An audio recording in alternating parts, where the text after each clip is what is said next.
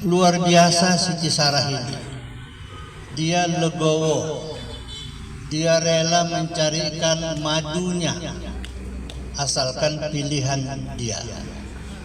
Maka dicarinyalah seorang wanita yang bernama Siti Hajar untuk menikah dengan suaminya Ibrahim alaihissalam.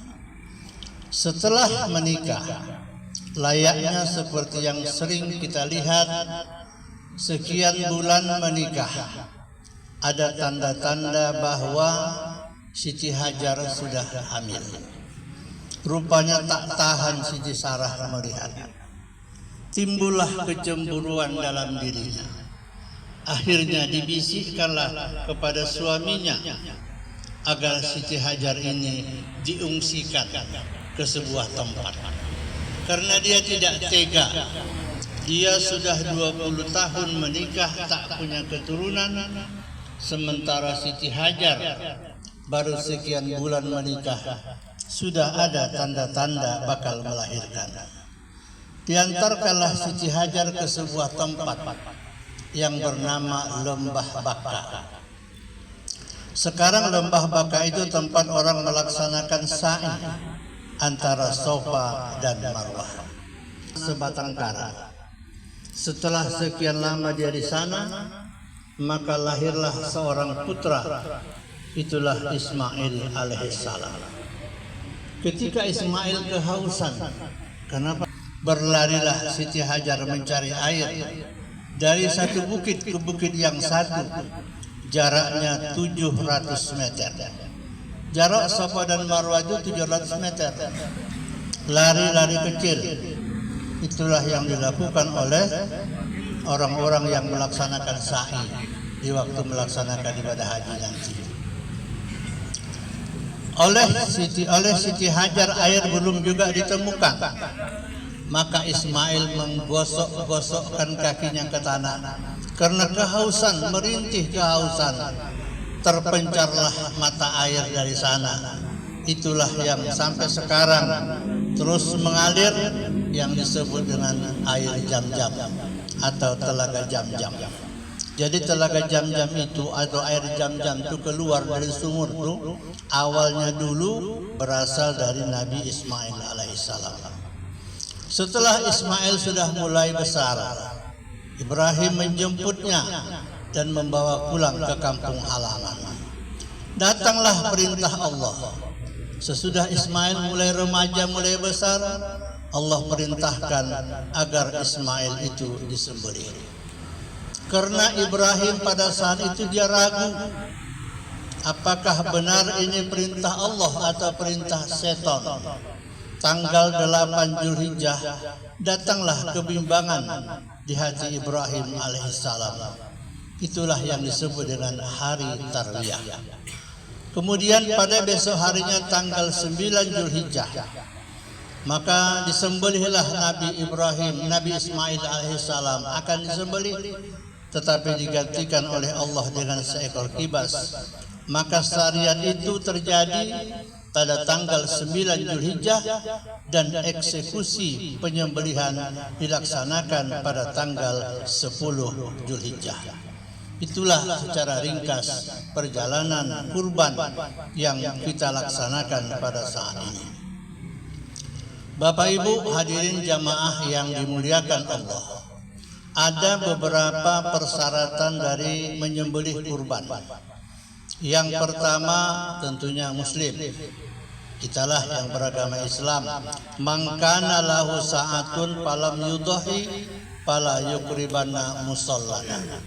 Siapa di antara kamu, kata Nabi, yang berkemampuan dan berkecukupan, tapi kamu tidak mau berkurban, jangan ikut sholat bersama kami.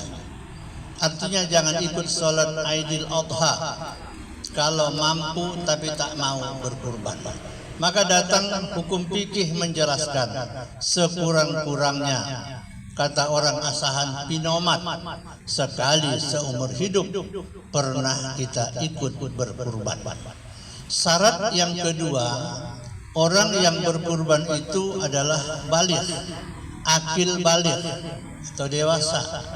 Maka bila ada anak kita yang belum balik, belum sah dikurbankan. Tugas kita kepada anak yang belum balik akikah. Kalau dia belum balik akikah.